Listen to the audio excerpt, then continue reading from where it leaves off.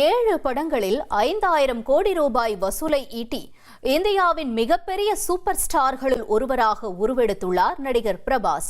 இதை பற்றிய செய்தி தொகுப்பை பார்க்கலாம். இந்திய சினிமாவை பல மன்னர்கள் ஆண்டு வருகின்றனர்.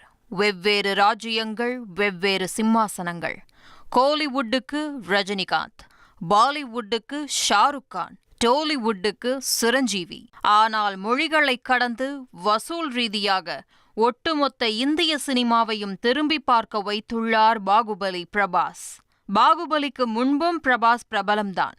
ஆனால் அவரது எல்லை தெலுங்கு பிரதேசம் வரைக்கும் மட்டுமே பரவியிருந்தது. ராஜமௌலியுடன் அவர் இணைந்த பிளாக் பஸ்டர் பாகுபலி பிரபாஸை இந்தியாவின் உச்ச நட்சத்திரமாக ஜொலிக்க வைத்தது. 2023 ஷாருக் கானின் டங்கியும் பிரபாஸின் சலாரும் மோதின. இரண்டுமே கலவையான விமர்சனங்களை பெற்றன. ஆனாலும் டங்கியை விட சலார் அதிக வசூலை ஈட்டியது. பாக்ஸ் ஆபீஸில் ஷாருக்கை முந்துவது அவ்வளவு சாதாரண விஷயமல்ல.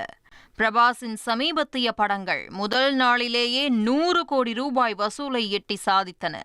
பாகுபலி முதல் பாகம் 590 கோடி, இரண்டாம் பாகம் 1805 கோடி, சலார் 625 கோடி, சாஹூ 410 கோடி, ஆதிபுருஷ் 370 கோடி, கல்கி 1020 கோடி என கடந்த 10 ஆண்டுகளில் பிரபாஸின் படங்கள் கிட்டத்தட்ட 5000 கோடி ரூபாய் வருவாயை ஈட்டியுள்ளன. தெலுங்கு பிரதேசம் அவரது களம். ஹிந்தி பெல்ட் பிரபாஸுக்கு பலம்.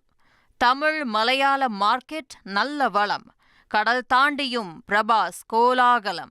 இந்திய அளவில் வசூல் மன்னனாக பிரபாஸை உயர்த்தியதில் பெரும் பங்கு ராஜமௌலியையே சாரும் என்றால் அதில் சந்தேகமில்லை.